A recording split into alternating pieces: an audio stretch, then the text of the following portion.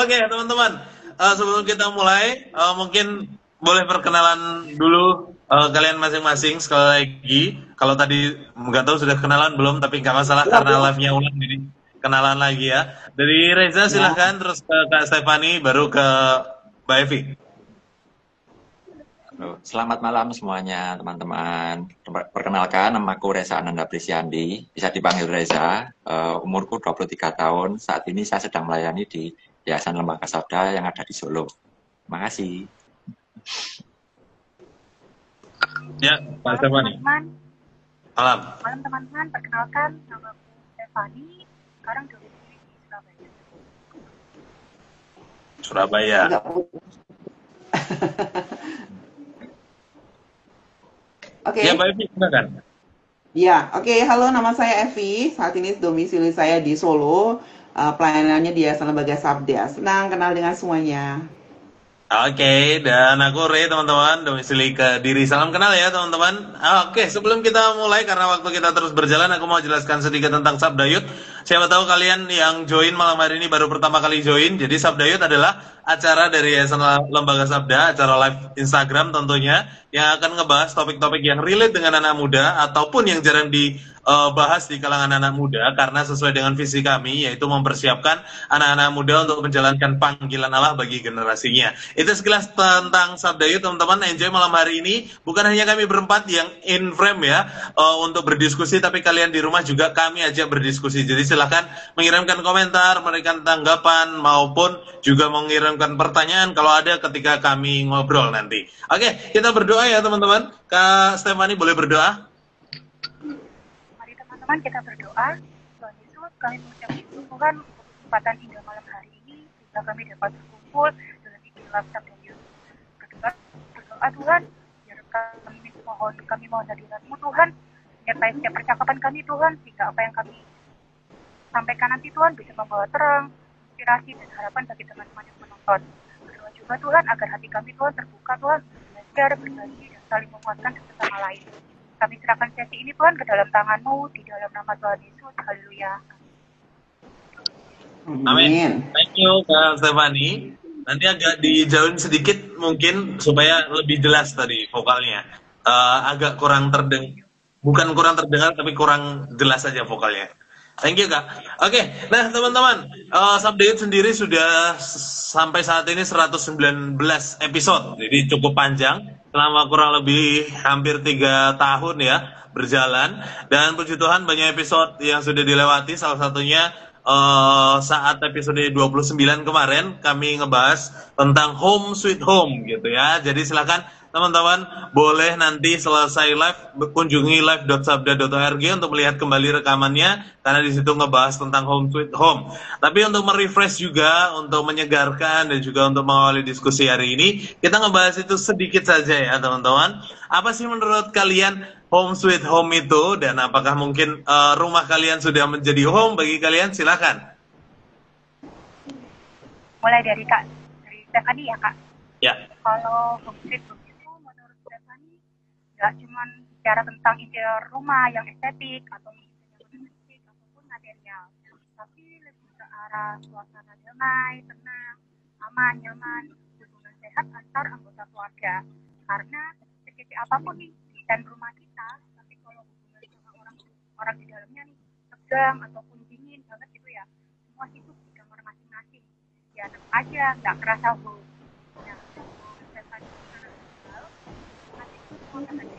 Sorry Kak Stefani, boleh pegang kabelnya karena mungkin agak ketutup mic-nya. Nah, kabelnya aja yang dipegang. Atau dicabut aja headset-nya. Mungkin. Oke. Kalau gini apakah jelas? Aman. Apa volume suaranya oke kah? Atau perlu teriak lagi Sekarang nih? sudah sangat jelas, Kak. Sudah sangat jelas sekarang. Oke. Tadi sampai berhubung Stefani ini anak tunggal, nah otomatis kan semua perhatian orang tua itu tertuju ke Stefani. Jadi semua yang ada di rumah punyanya Stefani sendiri gitu kan, nggak perlu rebutan sama kakak ataupun adik. Merasa disayang banget, merasa diperhatiin banget sama orang tua. Tapi ya minusnya adalah orang tua jadi overprotective. nggak boleh pulang malam-malam, nggak boleh kerja di luar kota, nanti jauh dari orang tua, dan lain-lain gitu kan ya. Tapi anehnya, itu yang bikin Stefani sadar, ternyata omelan-omelan orang tua itu bukan cuma sekedar noise, tapi bikin rumah itu terasa hidup. Karena secapek-capeknya Stefani dengan dunia luar nih, rumah itu selalu jadi tempat pertama bagi Stefani jadi rumah itu jadi tempat pertama dan utama yang Stefani cari dan Stefani butuhkan. Itu sih Kak kalau dari Stefani. Mungkin dari teman-teman yang lain?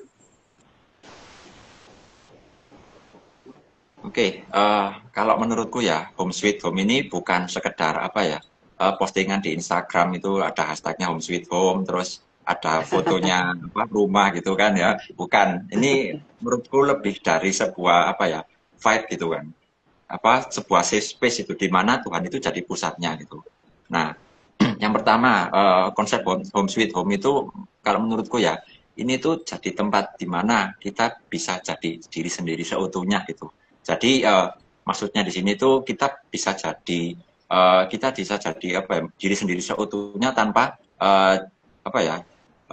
tanpa dijudge gitu. Nah, contohnya ya kita habis pulang sekolah gitu ya. Ya mungkin pusing karena tugas, atau mungkin kalau soal pertemanan, atau soal karena pacaran, atau karena kerja. Nah, menurutku rumah ini jadi tempat recharge lah dari kegalauan itu gitu. Karena di rumah itu kita diterima apa adanya oleh keluarga gitu kan. Nah, maksudnya diterima apa adanya bukan karena prestasi atau pencapaian kita gitu kan. Nah, menurutku ini jadi cerminan kasih Tuhan itu yang tanpa syarat. Nah, itu sih menurutku. Kalau menurut Bu Evi? Ditunjuk langsung sama Reza.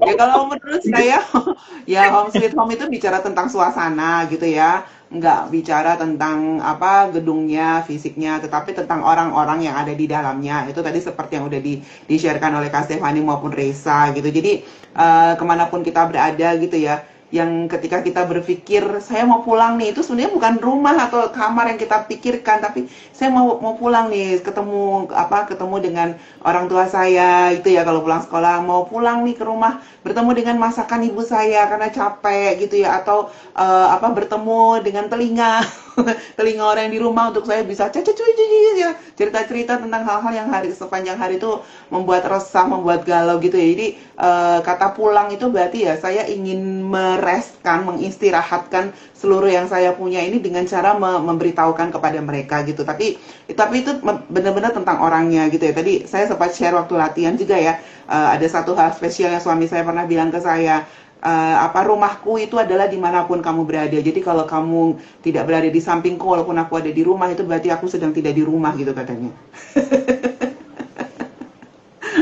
Ya, dari yang teman-teman sampaikan itu kayaknya home sweet home memang sangat terpengaruh dari suasana maupun orangnya ya. Kalau orang berarti dari relasinya gitu kan. Ada orang yang judes mungkin nggak nyaman untuk tempat kita sharing segala macam, ya berarti kita anggap bukan orang tua kita, atau bukan rumah kita, bukan home kita. Kalaupun orang tua nggak yang menjalin relasi yang intim, hanya sebatas mereka memberi uang saku kepada kita, gitu juga terkadang hanya jadi pelarian kita malahan. Kalau pulang ya udahlah gitu ya. Jadi bukan tempat rumah. Jadi home sweet home memang erat kaitannya dengan sebuah relasi yang intim, dan ya bener yang dibilang Reza tadi sih, terjalinnya sebuah kasih gitu ya. Bukan hanya kasih bertepuk sebelah tangan, tapi saling mengasihi antara semua anggota keluarga sih. Itu menurutku juga. Iya.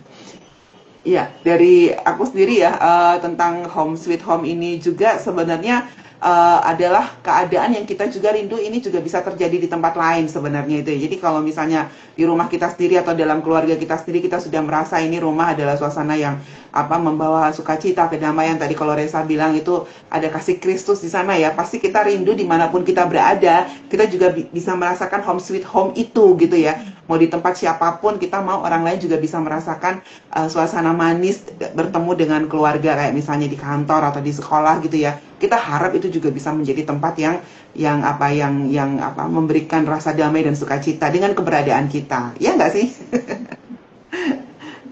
Ya, aku ya teman-teman, memang itu sangat mempengaruhi ya, sesuatu yang membekas lah gitu ya, sehingga kita pasti punya kenangan-kenangan yang berkesan ketika di rumah gitu ya. Atau ini bukan hanya soal rumah, dalam artian yang tadi ya, dalam artian yang sempit hanya di rumah kita masing-masing, tapi juga di rumah kayak kantor yang menjadi rumah kita mungkin, atau lingkungan kita yang lain. Nah, kalian sendiri apa nih, kenangan yang paling berkesan yang kalian ingat? Bisa di rumah, di rumahnya manapun terserah.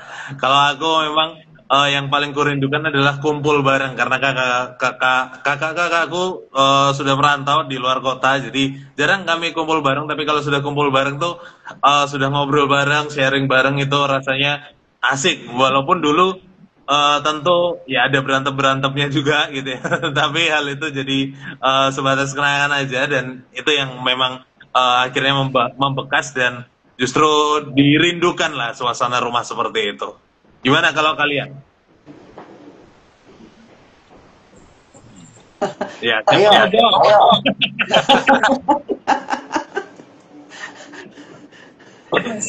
Reza.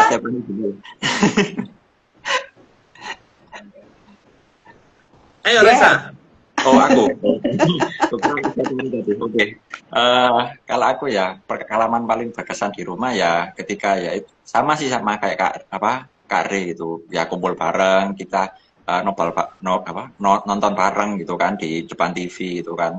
Terus juga kadang juga bahas kalau ini nih ada tanggal merah gitu, kita ke pantai yuk gitu, atau kita liburan kemana yuk gitu. Ya kadang jadi ya tempat ya selain curhat juga ya kita ya tempat untuk bertumbuh bersama gitulah ya. Selain bertumbuhnya ini maksudnya ya bertumbuh dalam iman gitu, karena ya home sweet home dalam konteks Kristen itu menurutku ya adalah rumah yang di fondasinya adalah kasih Kristus gitu. Nah, menurut teman-teman ini apa nih? Tadi juga kayaknya udah raise hand. Oke, gantian Stefani deh. Kalau kenangan ya, artinya apa sih kenangan yang paling Stefani ingat atau berkesan di rumah? Kalau Stefani mungkin lebih ke arah perjuangan dan pengorbanannya orang tua ya, karena kan orang tua Stefani ini kan sibuk gitu ya, kerja, buka toko dari pagi sampai malam gitu kan.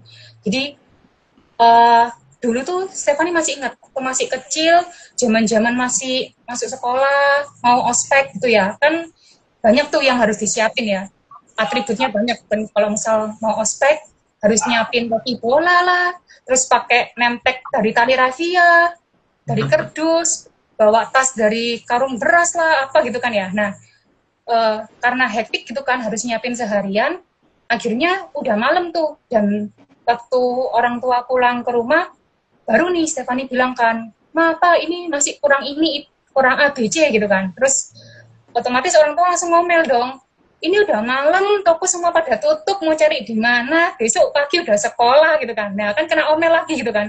Tapi ya udah gitu kan, ya drama-drama kecil seperti itu kan ya memang nggak bisa kita hindari ya. Nah tapi ajaibnya besok paginya gitu ya, bangun pagi semua tuh udah beres, udah disiapin gitu loh sama mama papa. Jadi kayak wah ternyata orang tua ini hebat ya, nggak tahu tuh nyari di mana tuh kan barang-barangnya. Tapi bener-bener Stefani ngerasa oh ya sih ternyata kasih orang tua itu seperti ini loh, bener-bener rela ngorbanin waktu, bener-bener effort buat anaknya masuk sekolah di tengah kesibukan dan rasa capek mereka ya, ngurus rumah, kerjaan, atau mungkin lingkungan sosial dan sebagainya. Itu sih kalau dari Stefani. Ya, menarik ya, Kak Stefani sampaikan tadi. Memang itu sebuah bentuk perjuangan dan jadi keistimewaan sendiri lah untuk rumah atau untuk home-nya Kak Stefani. Dan teman-teman di rumah juga boleh berbagi. Ini ada tanggapan dari Kak Tilestian, disampaikan home sweet home itu kondisi betapa nyaman dan menyenangkan tinggal atau berada di rumah. Oh, jadi sedikit nih. Oke. Oh iya. Ini ya masih feedback. Halo Ted. Kak Punya siapa nggak usah dari atau Mbak Evi sudah di tadi saya mute, kamu masih feedback. Oke, tes. Ah, oke, ya. Nah itu dia teman-teman. Dari Kak Roma juga menyampaikan jadi kangen keluarga besar. Bersyukurlah karena ada teknologi untuk tetap bisa bertemu. Betul sekali. Dan itu yang menolong kita untuk menciptakan suasana rumah yang baru di dunia digital gitu ya. Itu juga bagian dari usaha kita kan untuk tetap menjadikan rumah kita itu nyaman dengan dunia teknologi. Kalau kalian ada pengalaman apa dengan dunia teknologi? Apakah teknologi ini bisa bisa menciptakan suasana rumah itu tersebut atau justru menurut kalian teknologi ya hanya sarana komunikasi aja, nggak bisa membentuk suasana rumah. Kalau dari kalian, adakah? Kalau menurutku karena memang konteksnya jauh, bagiku tetap bisa bisa membentuk atau menciptakan suasana rumah dalam teknologi ya karena aku sendiri pernah bersama dengan keluargaku itu video call bareng, berdoa bareng, sharing bareng gitu. Ketika kami sama-sama di luar kota gitu, dan itu sangat sangat rumah sekali menurutku. Nah kalau kalian gimana nih? Mungkin siapa mau jawab? Ya, ya masih di mute Bu. Lupa kan? Ya kalau aku pada era digital saat ini sih ya bisa juga apa dunia digital itu menjadi rumah kita karena rumah home sweet home-nya gitu ya. Tetapi tentu saja akan sangat berbeda kalau emang kita bisa ketemuan langsung gitu ya. Ketemuan langsung tuh feeling-nya tuh beda banget gitu ya. Cuman kalau emang situasi atau suasananya tidak memungkinkan ya ya memang harus seperti itu. Tetapi seringkali juga mengikuti beberapa program online dengan apa keluarga ya video call gitu ya, misalnya waktu itu ada yang meninggal di mana, meninggal di Toraja sana, lalu saya video call semua satu-satu, harus saya lihat mukanya, harus saya sapa gitu ya, dan rasanya itu ada suasana apa, saya sampai nangis waktu itu ya karena wow bisa lo ketemu dengan nenekku, dengan omku yang bertahun-tahun nggak pernah ketemu, dengan video call ini saya bisa lihat muka mereka, bisa dengar suara mereka ya, kerinduannya itu jadi terobati gitu ya, walaupun saya nggak bisa ada di sana gitu. Aduh, deh, kalau saya lanjutin saya bisa nangis. Betapa rindunya, dan itu terobati dengan apa conference video call WhatsApp itu.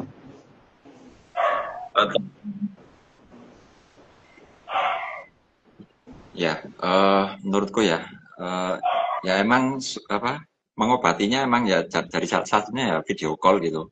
Nah, aku sendiri aslinya apa orang Timur ya, orang Jawa Timur maksudnya, orang Malang gitu. Nah, aku di di Solo ini kan merantau gitu ya. Kadang ya di apa pada suatu waktu itu ya kadang kerasa homesick gitu. Nah, kalau kerasa homesick ya obatnya apa ya? Aku pikir gitu untuk apa ya? Ya mengobati lah apa homesicknya itu kan. Nah, itu menurutku jadi apa ya? Apa ya? Jadi salah satu untuk mengcomfort hatiku berapa pribadi gitu. Nah, disitulah menurutku ya home sweet home-nya ini ya secara digital gitu ya. Itu kita merangkai apa namanya apa istilahnya yo tombol kangen gitulah bahasa Jawane gitu sama orang tua sama apa tapi bentuknya secara digital gitu. Nah itu sih menurutku.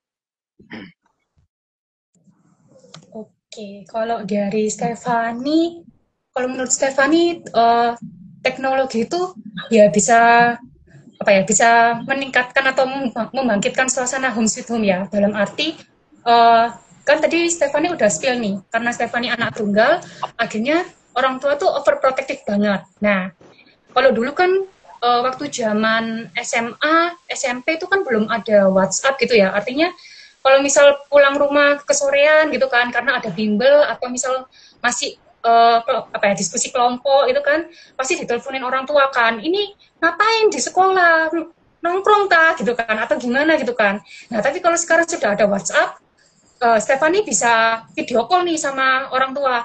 Ini nggak keluyuran ini nggak nongkrong, ini masih kerja, masih lembur, atau mungkin oh ini tuh masih pelayanan di gereja, masih harus pulang malam gitu kan. Jadi ya akhirnya komunikasinya itu lebih gampang seperti itu. Ada buktinya nih kalau misal Stefani ini benar-benar jujur gitu kan, maksudnya dalam arti Stefani ini nggak aneh-aneh di luar gitu. Itu sih kalau dari Stefani. Terus ini sih mungkin kalau bicara tentang rumah, pastinya berkaitan sama semua anggota keluarga kan ya. Kalau ada kasih Allah di dalam rumah dan setiap anggota keluarga, Stefani yakin akan tercipta home itu sendiri. Dan menurut Stefani, orang tua itu punya peran menolong seluruh anggota keluarga yang lain, khususnya anak-anak. Ya, meskipun kita belum jadi orang tua, cuman Kak Evi aja nih yang sudah ada pengalaman jadi parent, tapi bolehlah ya kita sharing-sharing nih, gimana pengalaman kita ngelihat figur orang tua kita. Nah, kalau menurut teman-teman nih, ada nggak sih perbedaan antara orang tua kita di era dulu dan orang tua di era digital seperti sekarang? Mungkin Kak Evi sharing dulu nih, dari POV orang tua. Iya, kamu tadi spill saya udah tua berarti. Yang senior. Iya, enggak sih, enggak apa-apa ya. Memang ketika kita bicara ini ya, perbedaan antara orang tua ketika era dulu dan era sekarang, ya saya ngalamin gitu ya. Saya ngalamin ketika ortu saya itu sama sekali nggak ada digitalnya dulu gitu ya. Dan sebagai orang tua pada era digital, ya kalau soal perbedaan sebagai fungsi atau perannya sebagai orang tua seharusnya tidak ada perbedaan sebenarnya ya. Apalagi kalau dari tadi kita bicara tentang Alkitab ya, fungsi atau peran orang tua berdasarkan firman Tuhan itu tidak ada perbedaan ya. Semua Tuhan berikan untuk kita bisa orang tua itu bisa menolong anak-anaknya, membawa anak-anaknya datang kepada Allah gitu ya. Tetapi memang metodenya yang berbeda, caranya. Oke, agak terputus nih. Iya, mungkin aku agak sambung ya teman-teman. Tapi kurang lebih agak nangkep nih yang disampaikan Bu Evi. Putus-putus ya? Silakan dilanjut. Iya, oke ya. Jadi memang beda, metodenya aja yang berbeda, bahkan penggunaan alatnya berbeda. Kalau dulu kita masbah keluarga itu sama-sama kita membuka Alkitab buku gitu ya, kita beli warna-warni dan sebagainya. Sekarang bisa jadi ya tetap pakai Alkitab buku, tetapi juga kita bisa belajar atau bisa menonton video seputar Alkitab itu lewat handphone itu, atau ya cara berpikir yang digital. Anak-anak sekarang kan pikirannya lebih cepat, lebih smart gitu ya. Nah, orang tua juga harus belajar gimana caranya mengimbangi anak-anak mereka yang berpikir cepat, bisa multitasking, karena memang era digital ini ya orang tua sendiri harus berusaha untuk belajar ke sana, begitu sih. Jadi ya memang sebenarnya lebih berat menjadi orang tua pada era digital ini loh. Ya, oke ya teman-teman. Sepakat sih kalau soal beratnya, memang karena dari sisi anak sendiri kan sudah terima informasi banyak nih dari dunia internet, dunia digital gitu ya, sehingga ketika orang tua berusaha menerapkan, tapi ternyata anaknya sudah tahu, sehingga berani, mungkin dalam tanda petik gak melawan gitu ya, tapi berani berargumen gitu, apalagi berani menyampaikan pendapat kalau oh ini kata internet gini, kata ChatGPT begini mungkin gitu ya. Nah, sehingga itu jadi jadi tantangan tersendiri lah bagi orang tua gitu. Dan ketika aku cari-cari apa sih perbedaan orang tua di zaman dulu dan di zaman sekarang, itu lebih banyak memang soal cara gitu kan, cara dan waktu. Kalau dulu biasanya waktu tuh lebih intens karena bisa berjumpa dan dunianya mungkin bisa dikatakan sempit gitu kan, sehingga nggak yang terlalu jauh. Nah, tetapi sekarang dengan adanya dunia digital, waktu terkadang orang lebih memilih ke handphonenya dibanding ke relasinya dengan yang lainnya, termasuk orang tua dan anak. Papaku juga lumayan sering tuh ketika aku di rumah screen time-nya lumayan panjang, dan aku pun demikian gitu ya. Jadi nah itu yang lumayan membedakan menurutku ya di era sekarang, di era digital ini. Gimana kalau kalian? Reza mungkin? Ya, ini apa dari POV anak ya. Aku dulu sempat mengalami itu parenting zaman dahulu kan ya, kan transisi gitu kan ya. Dulu itu aku inget zamannya HP yang apa ya, yang keyboardnya belum QWERTY gitu ya, masih ABC. Jadi harus ngetik SMS itu harus 3 kali, mencet 1 atau 2 itu kan ya.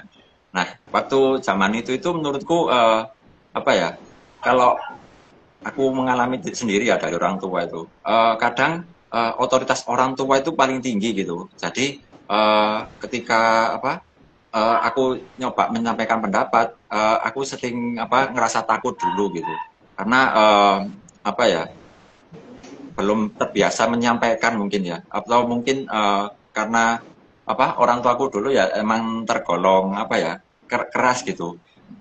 Kalau nggak manut nanti dapat hukuman gitu. Nah itu yang jadi perbedaan zaman sekarang. Terus juga aturan orang tua zaman dulu itu sangat ketat gitu. Semisal ya dulu mau main sama teman gitu, jam segini harus pulang gitu kan. Nah itu terus kalau ngambil perbedaan dari zaman sekarang ya, yang masalah terbesar itu ya bisa dikatakan ya distraksi digital gitu kan, karena sekarang anak kecil aja udah mulai pegang HP gitu kan ya. Nah ini jadi masalah terbesar menurutku ya. Jadi ortu dan anak itu sama-sama bisa kecanduan gadget jadi bisa mengurangi interaksi gitu. Dan juga karena sekarang sosmed juga aksesnya semakin mudah gitu kan ya, informasi yang masuk itu semakin banyak gitu. Kadang membuat ortu itu kadang cemas gitu, apakah anaknya ini sudah salah pergaulan gitu, atau mungkin dia kena cyberbullying. Nah ini yang harus masalah parenting zaman sekarang gitu ya. Menurutku lebih berbahaya itu, soalnya ya itu tadi gitu kan. Kadang ortu juga melihat kadang melihat influencer dari TikTok lah contohnya gitu. Kalau ngasuh anak harus seperti ini itu, terus kalau ngasuh anak harus seperti itu gitu kan. Jadi ya ini kadang memunculkan kegelisahan di mata orang tua gitu.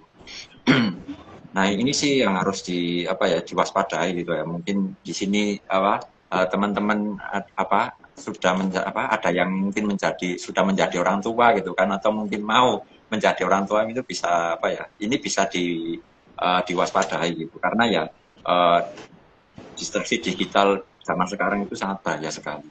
Nah menurut teman-teman yang lain di sini gimana itu? Oke.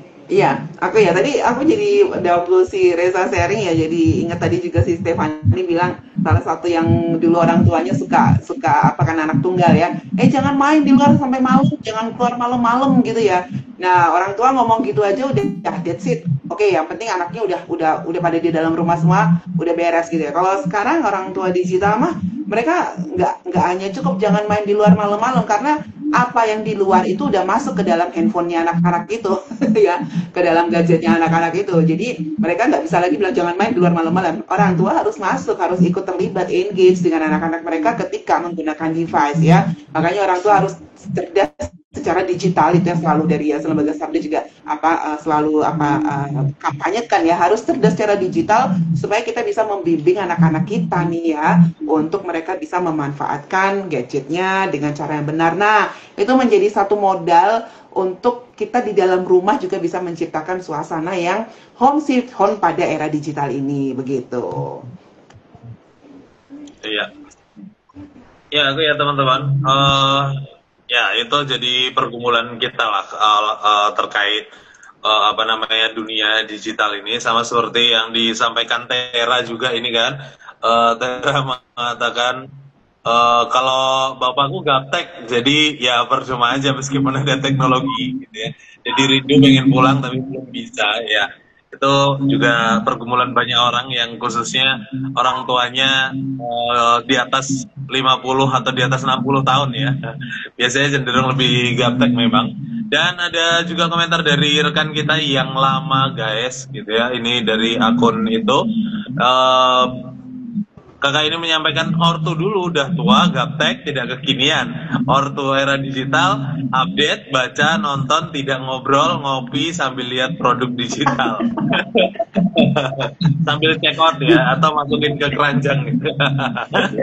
Ya, tapi itu satu sisi tadi menarik disampaikan Reza ya. Banyak orang tua sekarang yang belajar parenting era digital, tapi timbul juga masalah yang baru gitu ya. Itu ketegasan yang menurun menurutku ya. Di era digital kan banyak parenting yang memperhatikan mental anak itu jangan dibentak, jangan di apa, sehingga ya ketegasannya menjadi menurun juga gitu ya, menurutku sih gitu ya. Boleh nggak sepakat kalau teman-teman nggak sepakat, tapi aku melihat ini jadi suatu masalah ya antara orang tua dan anak, dan bagi anaknya sendiri gitu, dan membuat anak berani berargumen juga satu sisi gitu kan, dan minimnya penghormatan kepada orang tua itu juga jadi masalah. Kalau teman-teman lihatnya, apakah parenting atau orang tua di era digital ini menimbulkan masalah juga? Kalau ada ya silakan dibagikan. Menurut kalian gimana? Jangan ragu-ragu. Angkat tangan aja. Ya. Kak Stefani nih. Oh, Kak Stefani dulu, silakan. Ya, silakan Kak Stefani. Kalau menurut Stefani, ya sebenarnya setuju ya sama pendapatnya teman-teman nih, karena gapnya terlalu besar nih antara zaman dulu dengan zaman sekarang yang sumber informasinya banyak banget. Akhirnya muncullah masalah-masalah gitu ya, konflik-konflik di dalam keluarga. Nah, tapi kalau dari Stefani sendiri, misal nih ada konflik gitu kan di dalam keluarga, atau misal ada masalah di dalam hubungan antara orang tua dan anak. Nah, sebenarnya ya klise sih, artinya jangan cuma fokus dengan masalahnya, atau jangan cuma cari siapa yang salah gitu kan, tapi gimana cara kita tuh saling melihat satu sama lain. Misal kurang komunikasi, apa benar sih cuman kurang komunikasi? Nah, itu kan kita perlu breakdown lagi nih. Bisa jadi komunikasinya tuh udah sering, tapi masih ada kesalahpahaman, karena persepsinya tuh berbeda, dan nggak pernah dijembatani nih, antara POV-nya orang tua dengan POV-nya anak. Misal, orang tua ngelihat anak itu sebagai miniatur dirinya sendiri gitu kan. Kadang orang tua tuh menuntut anaknya supaya anaknya ini bisa jadi versi yang lebih baik gitu kan ya. Padahal sebagai orang tua mereka nggak menyadari bahwa dunia anak ini sudah sangat berbeda gitu kan. Alhasil anak merasa ditekan, nggak dimengerti, nggak disayang, diremehkan. Nah, kalau misal kita ambil dari POV-nya anak gitu kan ya, anak melihat orang tua itu sebagai orang yang ketinggalan zaman gitu kan ya. Anak itu tumbuh di era informasi yang benar-benar cepat banget gitu kan. Jadi anak itu merasa lebih tahu, lebih pintar gitu kan ya, terutama soal tren teknologi maupun isu-isu sosial. Dan terkadang orang tua tuh nggak mau belajar, bahkan nggak mau dengerin anaknya gitu. Akhirnya anak itu merasa, ngapain sih aku ngajarin orang tuaku ini itu, atau ngapain sih aku ngobrol kalau ujung-ujungnya disalahin. Nah, akhirnya nggak cuman memunculkan kesenjangan era gitu ya, tapi juga kesenjangan emosional gitu kan ya. Bukan karena dibenci nih, tapi karena merasa nggak dihargai. Nah, keduanya ini gagal melihat dari kacamata yang sama gitu kan. Padahal sebenarnya hubungan itu bukan soal siapa yang lebih benar, tapi siapa yang lebih mau membangun jembatannya nih. Sehingga diperlukan komunikasi yang lebih rendah hati. Artinya orang tua perlu mendengar, anak mau terbuka, dan keduanya juga sadar bahwa hubungan keluarga itu bukan medan perang ego aja, tapi ruang untuk bertumbuh bersama. Itu sih kalau dari Stefani. Mungkin kalau dari teman-teman gimana nih? Apa ada pengalaman lain mungkin terkait dengan masalah-masalah atau konflik-konflik gitu kan di dalam keluarga gitu di era digital sekarang? Ya, pasti ya, kalau konflik ini pasti ada. Cuma ya, ini kembali lagi, ya baik itu kita sebagai anak dan juga orang tua gitu. Yang pertama itu ya, yang sangat penting itu ya kontrol emosi gitu ya. Karena ya kontrol emosi ini juga penting gitu. Karena kalau kita nggak sampai ngontrol, pasti kata-kata yang keluar dari hati kita itu pasti akan merusak perasaannya anak gitu kan, atau kita mungkin bisa bentak ke orang tua, itu kan malah hubungannya malah merusak gitu kan ya. Dasarnya ya yang penting itu kontrol emosi dulu gitu. Nah, yang kedua ya ngobrol baik-baik itulah, karena ini kan keluarga ya, kita bukan musuh gitu. Ya, yang penting setelah emosinya tadi terkontrol gitu kan ya kita ngajak ngobrol itu. Ya tujuannya bukan sekedar kita menang argumen, tapi untuk saling mengerti satu sama lain gitu. Ya dengan begitu ya kita mengerti itu baik itu dari perspektif anak atau ortu gitu kan. Kita mencoba memahami sudut pandang lawan bicara kita gitu ya. Ya dasarnya itu berusaha memelihara kesatuan kasih gitu dalam keluarga itu, karena itulah sumber ikatan damai sejahtera di dalam keluarga itu. Nah itu sih menurut aku. Menurut teman-teman yang lain gimana nih? Ya, amin ya. Jadi memang kalau ada konflik dalam keluarga ya sebenarnya kalau dari era sekarang sampai era dulu sampai sekarang itu saya lihat sih sama sebenarnya. Kalau sebagai anak-anak Tuhan dalam keluarga Kristen ya, mari kita bicarakan bersama-sama, kita lihat apa yang dikatakan firman Tuhan, lalu kita berdoa. Itu ya. Biasanya dulu kalau misalnya orang tua saya kalau zaman dulu kan dipukul tuh pakai lidi biasanya ya atau dimarahin gitu ya. Tapi setelah itu langsung dirangkul gitu ya, lalu kita berdoa bersama dan saling meminta maaf bersama. Nah, era digital ini terutama lagi komunikasi dan juga saling mengampuni itu hal yang sangat penting. Jadi anak-anak dari kecil juga sudah diajarkan untuk bisa saling menerima dan juga tidak gengsi untuk mereka bisa saling meminta maaf. Karena itu yang sangat penting nih di era over komunikasi seperti ini, apapun bisa terjadi dan bisa terjadi banyak sekali konflik dalam keluarga gitu sih menurut saya. Iya. Apa Reza masih di mute kayaknya? Ya, aku setuju sih sama Bu Evi ya. Tapi ya terlepas dari apakah orang tua kita sudah beradaptasi dengan teknologi atau masih kesulitan mengikuti perkembangan teknologi gitu ya. Pasti kita belajar banyak gitu kan dari mereka, karena mereka lah guru pertama kita gitu sebelum kita ke dunia luar gitu kan ya. Kita belajar bagaimana cara orang tua kita mengasuh gitu kan, terus ngasih perlakuan juga sama kita gitu, dan masih banyak lainnya gitu lah. Nah itu semua itu menurutku bisa jadi bekal berharga lah buat kita untuk hidup di dunia ini. Nah menurut teman-teman di sini nih, jadi apa sih yang kita sebagai anak itu pelajari dari rumah gitu, khususnya dalam sebagai keluarga Kristen gitu. Monggo. Ya aku dulu ya, nanti teman-teman boleh tambahin.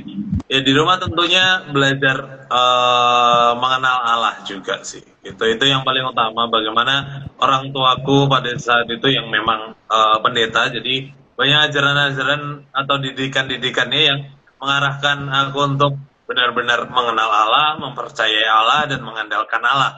Aku ingat banget ketika aku kecil sakit gitu ya, orang tua aku mengajari aku untuk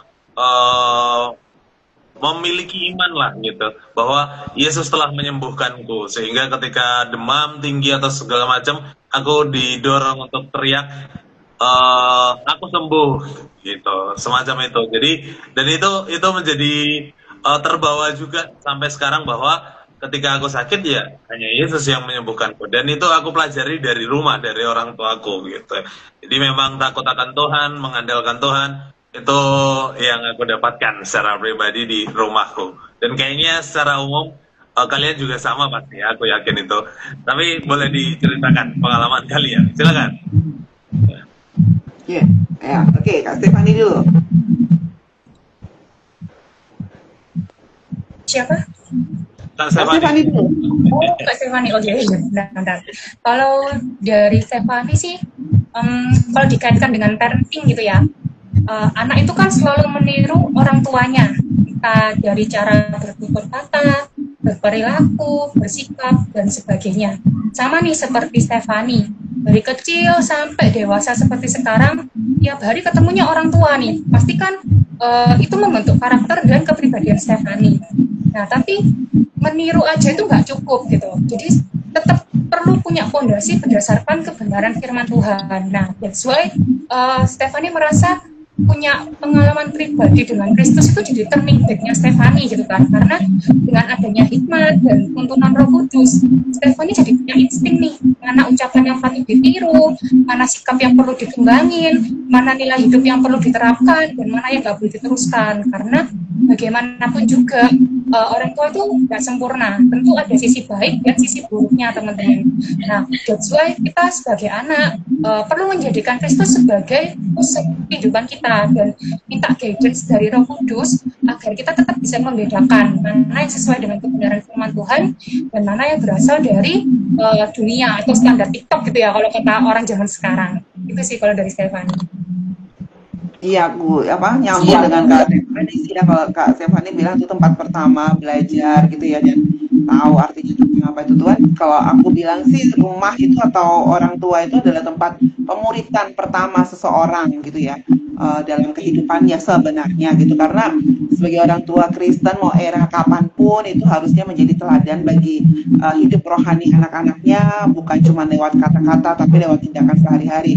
Aku sendiri menerima Yesus itu karena melihat dari orang tua juga gitu ya, kenal Yesus, belajar tentang Yesus, dan bagaimana harus hidup seturut dengan firman-Nya. Itu juga bukan hanya karena mendengar khotbah dari orang tua, tetapi melihat bagaimana mereka menghidupi juga, mereka betul-betul bisa menjadi pengikut Kristus itu dari orang tuaku, begitu ya.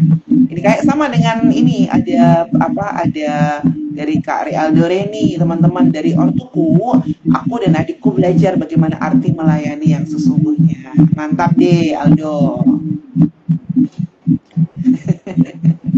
Ya, aku melanjutin dari itu ya. Ya, aku setuju kalau keluarga itu tempat pemuritan pertama, karena dari keluarga atau orang tua, anak itu belajar yang pertama ya. Ya, rumah seharusnya jadi tempat pertama anak itu kenal Tuhan ya, melalui orang tua ya. Jadi kita mengenal Tuhan secara pribadi itu. Nah, yang selain itu ya dari orang tua kita juga diajari berdoa, terus baca Alkitab, terus juga bagaimana kita orang tua itu juga membantu untuk melihat Tuhan secara pribadi. Maksudnya melihat Tuhan secara pribadi ya, bagaimana menatap Tuhan itu sebagai juru selamat kita yang pribadi. Nah, terus yang kedua ya dari orang tua sendiri ya, kita belajar gitu ya untuk memperlakukan orang lain seperti yang ingin kita diperlakukan gitu. Maksudnya gini, bagaimana cara kita mengasihi orang lain seperti orang tua mengasihi kita gitu ya. Ya contohnya ya gimana cara ngomong yang sopan, terus gimana cara menghargai perbedaan juga, terus yang nggak kalah penting ya bagaimana kita belajar menolong orang tanpa pamrih. Nah ini salah satu yang paling ku ingat itu dari orang tua aku dulu mengajari aku gitu. Nah juga dari orang tua sendiri ya aku sendiri melihat gitu ya, dunia yang kadang di dunia ini sering ngejudge kita gitu dari yang baik itu dari jumlah followers atau baik dari nilai rapor ya. Tapi dari rumahlah aku belajar gitu bagaimana kalau harga diri kita gitu ya nggak ditentukan oleh itu semua gitu lah. Nah ini karena kita kembali ke Tuhan gitu ya, karena kita semua itu berharga di mata Tuhan, kita semua itu dicintai oleh Tuhan. Nah ini menurutku jadi tameng gitu ya untuk kita menghadapi godaan di luar gitu kan. Nah inilah menurutku ya keluarga itu jadi tempat pembekalan pertama untuk anak sebelum menghadapi dunia nyata. Nah itu sih menurutku. Nah menurut teman-teman lain gimana nih? Ya, oke ya teman-teman. Sangat menarik kalau kita bisa belajar banyak hal dari rumah, khususnya dari orang tua kita, terlebih perihal keimanan gitu ya. Tapi juga pasti kita belajar dari hal-hal praktis juga. seperti bagaimana menghormati orang lain, bagaimana berrelasi juga dengan orang lain, tetangga kita dan segala macamnya, bertutur kata juga itu termasuk kalau orang tua kita tutur katanya baik, kita pasti terbiasa berkata-kata baik juga gitu ya, karena kita belajar dari rumah pun dengan pendidikannya gitu kan, seperti Kak Adri Sardas juga menyampaikan kan, saya belajar dari rumah, belajar sampai kuliah S3 sekarang. Nah ini juga pasti dari orang tua gitu kan, maksudnya orang tua belajarnya juga tekun sehingga anaknya juga terpacu untuk belajar gitu. Itu jadi satu hal yang baik sih ketika orang tua kita memberikan teladan gitu ya. Jadi kita belajar dari keteladanan orang tua kita. Gitu. Tapi Rey ya, teorinya tuh gampang ya. Kalau tadi kita ngomong kayak teori gampang banget gitu ya. Tapi prakteknya susah banget loh. Coba kita ingat-ingat lagi, praktek lagi coba di dalam rumah. Semudah kita bicarakan malam hari ini? Tidak, saudara-saudara. Ya, karena kalau kita udah bisa belajar tentang arti pengampunan dan arti melayani di dalam rumah, itu tuh bayar harga mahal banget, itu pelajaran penting. Apalagi kalau Kak Stefani mungkin tadi gampang ya, nggak punya saudara kandung di rumah, cuma dengan orang tua gitu ya. Kami ini, saya punya 3 orang adik gitu ya. Kalau punya saudara kandung beda banget kepribadiannya. Nah itu konfliknya tuh tiap hari, ribut tiap hari gitu ya, berantem tiap hari, dan itu jadi makanan sehari-hari. Orang tua bisa sampai kalau Tuhan nggak kasih kesabaran mungkin sudah kepalanya sudah rontok semua gitu ya. Ya tetapi memang di rumah kita memang harus belajar tentang artinya pengorbanan. Nah sekarang ketika kami sudah dewasa, sudah masing-masing berkeluarga gitu ya, baru sekarang kita sadar betapa itu tuh harta yang sangat berharga. Semua godokan candra di muka ketika kita ada di rumah untuk kita belajar saling menghargai, saling menghormati di rumah sebagai seorang anak, itu sangat mempengaruhi kehidupan kita ketika kita menjalani rumah tangga kita secara pribadi, bahkan dalam berhidup berjemaat sekarang gitu sih. Itu. Nah, ya, waktu terus berjalan. Ya, jadi kalau tadi saya bicara tentang arti menghormati gitu ya. Jadi memang dari banyaknya pelajaran yang bisa kita ambil dari rumah tadi, seperti yang sudah saya sampaikan, ada satu hal yang memang perlu jadi highlight nih pada era sekarang itu ya. Kalau kita lihat medsos, banyak banget sekarang anak-anak muda tuh yang nggak lagi punya rasa hormat kepada orang tua ya. Bukan hanya kepada orang yang seusia mereka, tetapi juga kepada orang tua, bahkan orang tuanya secara pribadi gitu ya. Kalau kita lihat komentar-komentar gitu ya, kayaknya udah nggak peduli lah kamu mau lebih tua atau gimana gitu ya. Nah, gimana nih caranya kita bisa tetap melakukan perintah Tuhan sebagai seorang anak gitu ya, untuk kita bisa tetap menghormati orang tua kita di tengah-tengah era ini, dan seberapa penting menurut teman-teman semua mengenai hal ini, karena sekarang kita kemana-mana aja cara ngomongnya aja udah dengan orang tua tuh udah menyeramkan begitu sih teman-teman. Gimana nih? Ya, menurut aku Bu Evi ya, menunjukkan respect atau hormat di era digital itu menurutku bentuknya sama gitu ya. Esensinya, secara esensi itu sama, tapi sekarang itu bentuknya berbeda gitu. Tapi jadi ya bukan sekedar ngomong kita cium tangan atau ngomong iya Pak, iya Bu, bukan seperti itu. Nah, salah satu contohnya tuh ya ini ya, kita jadi pendengar yang baik untuk orang tua. Nah, maksudnya begini, ya ketika orang tua ngajak ngobrol gitu kan ya, cobalah kita meletakkan gadget kita sebentar gitu, kita kasih kontak mata kepada orang tua. Nah itu menurutku jadi salah satu bentuk menghargai waktu orang tua ketika kita orang tua berbicara dengan kita gitu kan. Karena perkataan mereka itu menurutku lebih berarti dari sekedar notifikasi di HP. Nah kemudian ya ini sih kan sekarang teknologi kan semakin maju gitu ya. Ya mungkin orang tua itu sedang ada yang masih belajar beradaptasi gitu kan ya. Nah kita coba lah ya sebagai anak yang sudah mengerti teknologi, kita mencoba menjadi tech support mereka yang sabar gitu. Ketika ya salah satu contoh sederhananya ya mengajari mereka gitu untuk cara menggunakan aplikasi gitu ya. Ya contohnya cara video call gitu kan, terus coba cara pesan cek online gitu kan, kalau semisal anaknya diminta menjemput nggak bisa itu nyoba pakai ojek online itu gitu. Kita ngajarin cara pesennya gimana gitu kan. Itu salah satu Sabar contoh. Nah, ya, itu gantian ya. ya kita support yang sabar gitu. Nah itu jadi cara apa ya? Cara kita ya. Aku sebagai anak juga sih apa ya, melayani mereka gitu di bidang yang mungkin lebih kita kuasai, yaitu di bidang teknologi.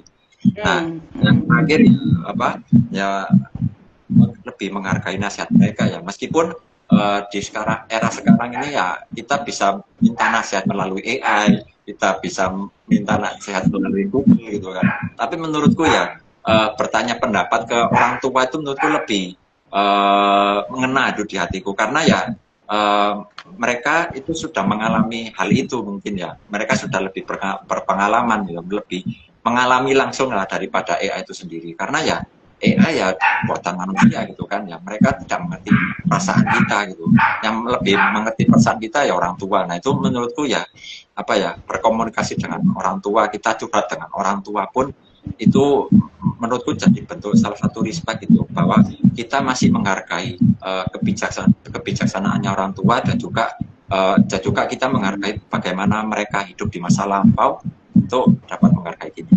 Oke, Mas Rey, mungkin mau Amin.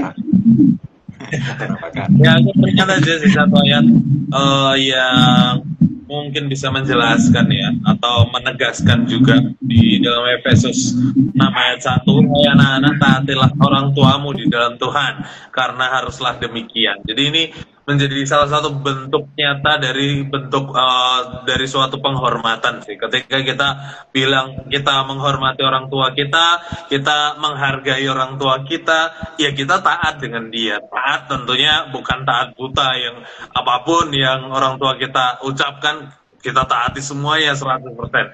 Enggak, tetap kita bisa berargumen, tapi bentuk ketaatannya itu harus tetap ada gitu ya. Itulah bentuk penghormatan yang nyata ketika kita taat, mendengarkan apa yang dinasihatkan orang tua kita gitu sih. Dan terlebih di ayat 2 kan dikatakan hormatilah ya ayah dan ibumu, ini perintah seperti nyata gitu. Dan ayat 3 janjinya supaya kamu berbahagia dan panjang umurmu di bumi. Jadi ya kalau mau bahagia ya hormati aja ya, itu ya taati orang tua kita, itu sih. Wah, berarti ini Rey ya, aku ya. Jadi kayaknya firman Tuhan tuh udah menyediakan panduan kita untuk era sekarang, di mana rasa hormat kepada orang tua itu semakin terkikis. Jadi udah disiapin nih ya, kayak apa rambu-rambunya gitu. Jadi manusia pasti akan semakin cenderung egois. Jadi memang perlu diingatkan untuk menghormati otoritas, karena kan memang di bagian Efesus itu bicara tentang menghormati otoritas ya, termasuk dari anak kepada orang tua. Jadi kadang kalau banyak anak-anak sekarang tuh yang suka banding-bandingin orang tuanya dengan orang tua yang lain, itu yang jadi masalah juga, sehingga kadang mereka jadi kurang respect kepada orang tuanya, karena dia melihat kenapa orang tuaku tidak bisa seperti orang tuanya si A, si B, dan si C gitu ya.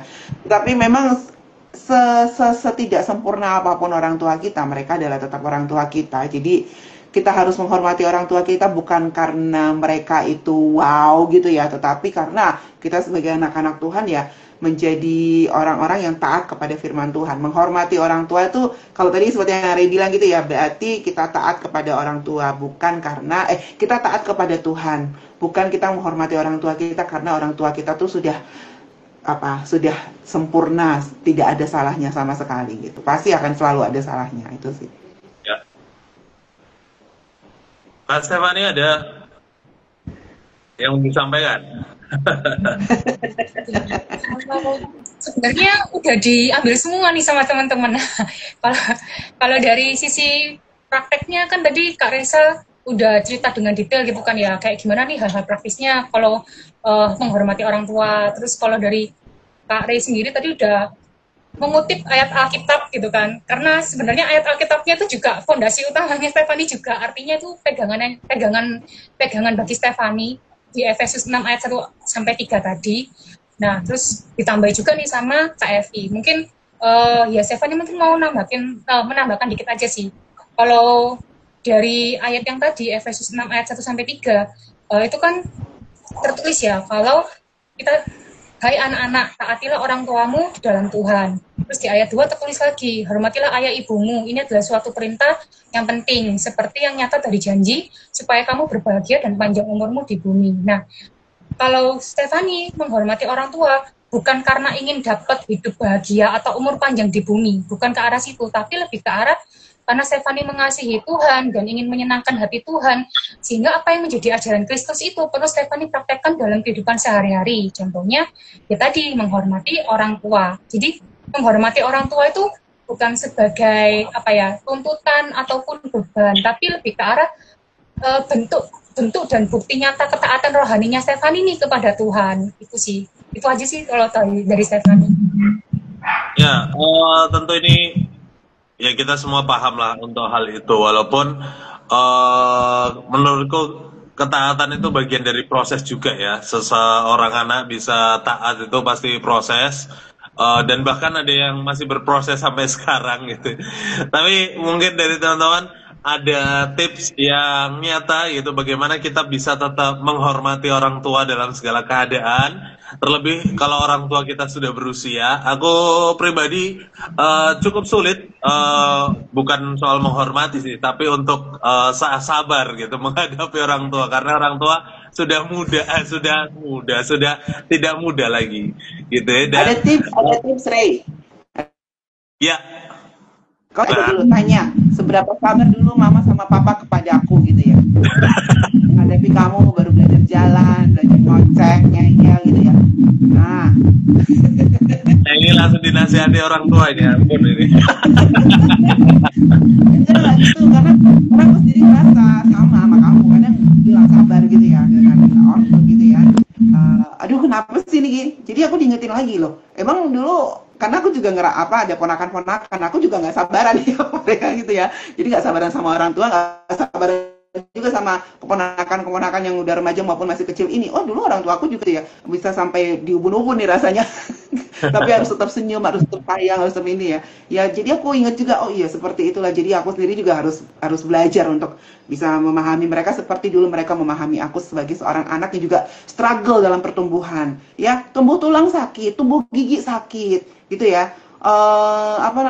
Belajar jalan nggak mau makan, bikin lagi pusing gitu ya. Nah itu orang tua sudah sabar kepada kita, masa kita nggak bisa sih sabar dengan mereka? Itu yang sering kali diingatkan kepada diriku, itu tips sih saat ini. Dapat nih satu tips nih. Reza atau Kak Stefani mau nambahin tipsnya supaya kita bisa tetap respect, tetap menghormati, atau mungkin dari sisi kesabaran juga boleh, atau dari sisi-sisi lain yang menunjukkan sebuah penghormatan dalam semua keadaan. Silakan. Ya, tips and triknya ya pertama ya untuk tetap respect ya ini kembali lagi ya ke ke Efesus tadi, Efesus 6 ya. Di sini tuh hormat itu bukan sekedar formula sihir itu. Kalau hormat pasti umur panjang, enggak gitu. Karena ini jadi ya perintah gitu, dari yang diperintahkan oleh Tuhan gitu.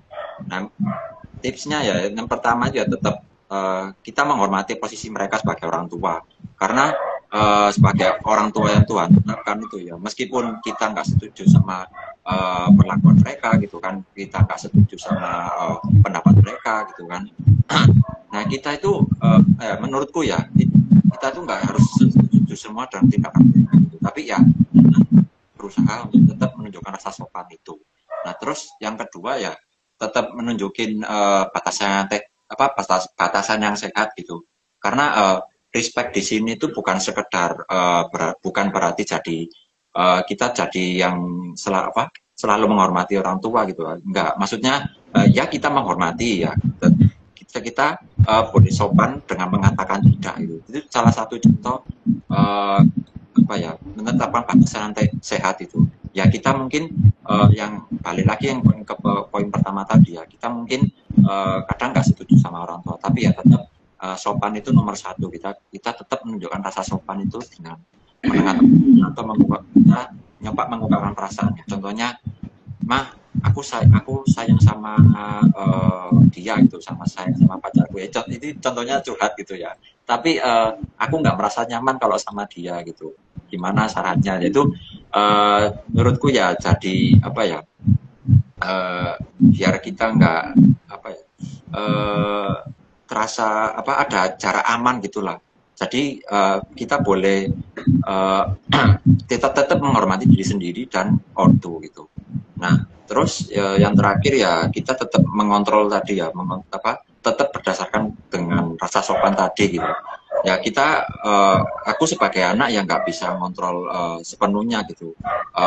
Apa yang ortu aku akan katakan, tapi aku bisa mengontrol responku gitu. Ya dengan tetap menunjukkan rasa sopan tadi. Nah, yang terakhir ya kita terus senantiasa gitu mendoakan orang tua ya. Karena ya mereka lah yang mengajari kita pertama untuk menghadapi dunia ini. Ya kita selalu doakan terus lah agar Tuhan senantiasa melembutkan hati mereka, terus memberi mereka hikmat, dan juga mungkin kalau kita sebagai anak ada hubungan kita dengan orang tua gitu, ya minta Tuhan lah untuk mencoba untuk memulihkan hubungan, karena doa itu mengubah segalanya. Dia ternyata banyak sekali tipsnya nih. Sekali tips langsung rombongan langsung diborong semuanya. Oke, Kak Stefani. Ya, Stefani. Kalau dari Stefani mungkin tips dan trik ya. Tips dan triknya itu tanamkanlah kasih di dalam kehidupan sehari-hari, terutama di lingkungan keluarga ya, maksudnya di dalam rumah gitu. Kenapa kok kasih gitu kan ya? Karena gimana pun juga kan selama 20 tahun lebih gitu kan Stefani tinggal di rumah, otomatis kan ya pasti ada bertengkarnya lah, ada jengkelnya sama orang tua, pasti ada cekcoknya dan sebagainya. Tapi mau itu pengalaman menjengkelkan, mau itu trauma, mau itu masa lalu yang nggak enak, konflik, rasa sakit gitu ya, gesekan sama orang tua, gimana pun juga dari hati terdalam seorang anak itu kita mengasihi orang tua kita gitu. Dan di Alkitab pun tertuliskan, kasih itu sabar, kasih itu murah hati, kasih itu lemah lembut, kasih itu pengendalian diri gitu kan ya. Jadi menurut Stefani, ketika kita mengasihi orang tua kita gitu kan ya, nah itu kita akan otomatis nih mau menghormati orang tua kita, mau menyenangkan hati orang tua kita. Nah, kalau dari Stefani ya, pengalamannya Stefani ini kan Stefani ini anak tunggal, terus gap usia antara Stefani sama orang tuanya Stefani ini juga jauh, gapnya itu 40 tahunan. Jadi kalau misalnya Stefani jalan sama orang tua Stefani tuh Stefani dianggap cucu gitu kan, dikira cucu sama orang-orang, bukan anak gitu, karena terlalu tua gitu kan orang tuanya Stefani itu. Nah, tapi ya di sisi lain Stefani belajar gitu kan kalau misal berkomunikasi dengan orang yang sudah lansia itu kan apa ya, harus sabar banget gitu kan, harus spesial banget lah, harus di treatment, kita tuh harus benar-benar super sabar menghadapi mereka. Nah, tapi dari situ ya Stefani belajar bahwa oh iya sih, dengan Stefani memperbesar kasihnya Stefani kepada orang tuanya Stefani, ternyata Stefani tuh bisa loh tunduk sama orang tuanya Stefani bisa mulai apa ya, artinya kehidupan rumah itu jadi lebih harmonis, lebih hangat seperti itu. Yang awalnya orang tua itu keras, ngotot gitu ya, nggak mau dikalahin gitu kan ya. Nah, semenjak Stefani mulai berubah, jadi Stefani yang berubah duluan, akhirnya orang tua itu jadi ikut lembut, orang tua itu jadi ikut berubah juga seperti itu. Itu sih kalau dari Stefani. Silakan Kak Rey mau menanggapan. Oke, thank you. Tentu banyak tips juga dari rekan-rekan yang sudah memberikan komentar nih dari teman-teman kita di rumah. Dari Kak Hari Tardas, penting namun itu semua digenapi oleh hukum kasih gitu ya.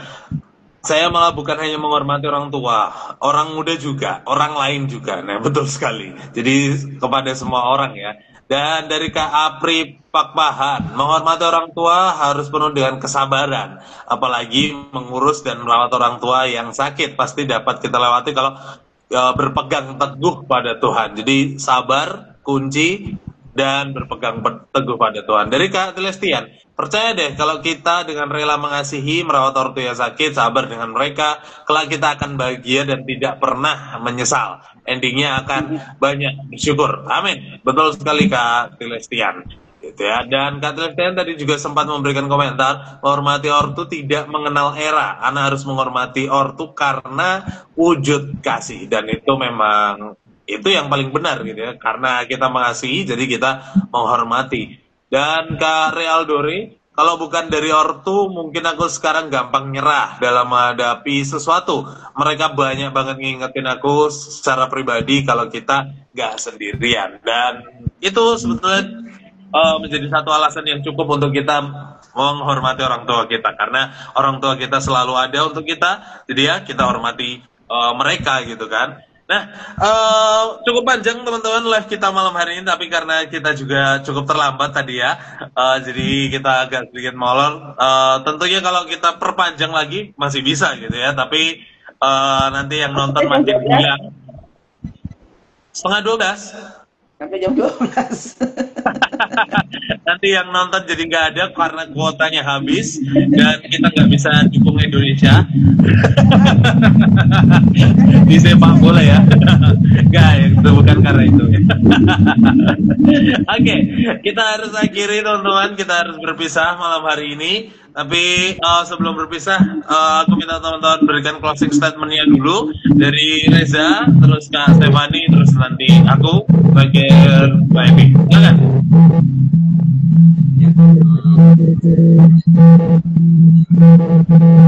Gak dengar, Reza? Gak ada suara? Halo. Ini ada suara. Oke. Ya, kembali ke konsep sweet home tadi ya. Ya closing statement-nya sih menurutku ya kita kembali gitu ke prinsip kasih gitu, karena kasih ini yang mendasari hubungan dalam keluarga gitu. Nah, kalau kita dapat memelihara kasih di lingkungan keluarga, terus kita dapat saling mensupport atau mendoakan satu sama lain, aku percaya kalau Tuhan pasti akan menjaga hubungan keluarga kita, baik itu kita sedang nggak di rumah gitu ya, secara fisik nggak di rumah gitu. Nah itu intinya ya tetap saling mendoakan, terus karena kekuatan doa itu sungguh luar biasa gitu. Terus tetap yang tadi nunjukin rasa sopan ya, karena kita sebagai anak, aku sebagai anak juga menghormati guru pertamaku gitu, guru pertamaku yang mengajari aku pertama gitu untuk belajar berinteraksi dengan dunia ini. Nah itu sih dari aku. Ya, Kak Stefani silakan. Kalau balik ke topik tadi ya, home sweet home itu bukan tentang kenyamanan fisik atau tentang material yang banyak gitu ya, hidup mewah gitu kan, foya-foya gitu, enggak, tapi lebih ke arah hadirnya kasih Tuhan di dalam keluarga kita, hubungan sehat antara anggota keluarga, suasana damai, kasih, saling membangun, dan komitmen bersama nih untuk hidup takut akan Tuhan. Jadi rumah itu akan jadi tempat yang manis dan nyaman ketika Tuhan itu jadi pusatnya gitu kan, sehingga tercipta juga lingkungan yang hangat dan harmonis. Itu sih kalau makna home sweet home bagi Stefani. Ya, thank you Kak Stefani. Ya, teman-teman di rumah, mari kita hadirkan Tuhan di dalam keluarga kita, sehingga kasih Tuhanlah yang memerintah dalam keluarga kita, dan melalui kasih itu kita bisa saling menghormati. Dan ketika kita menghormati satu sama lain di dunia luar pun kepada orang lain, bukan hanya kepada keluarga kita juga terbiasa menghormati mereka.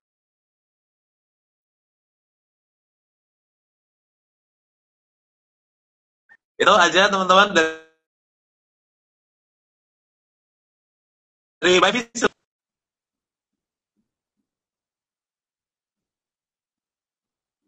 Masih termute Mbak Evi?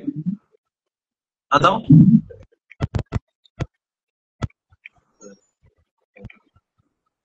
Dah. Oke.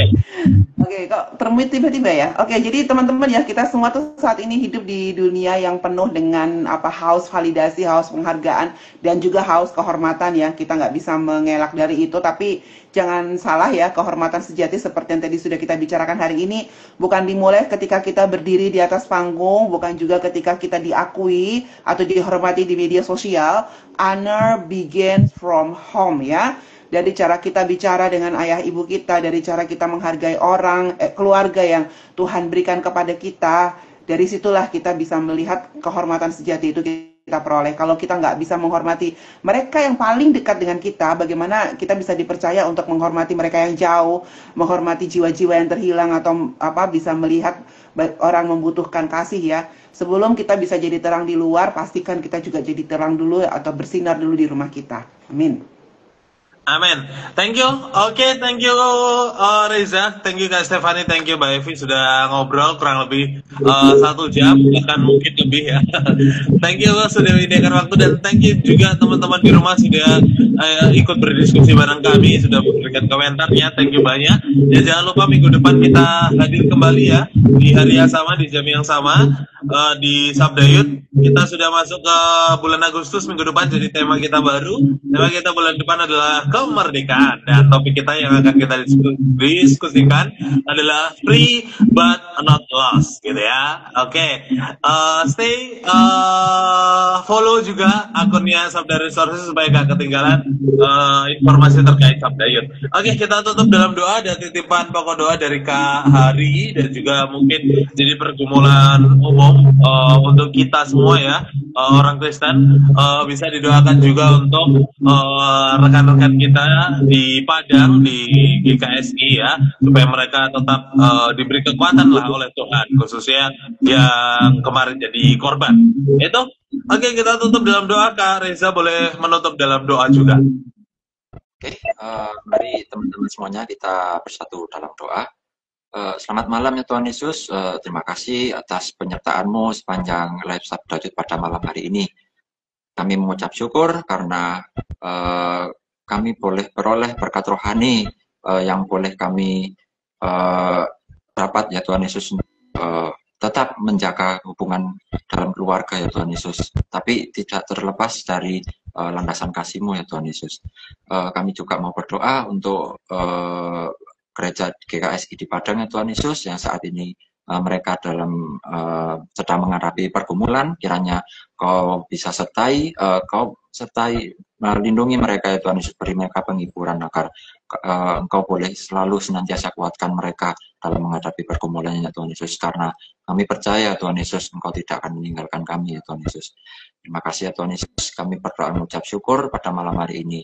Dalam nama-Mu kami berdoa, haleluya, amin.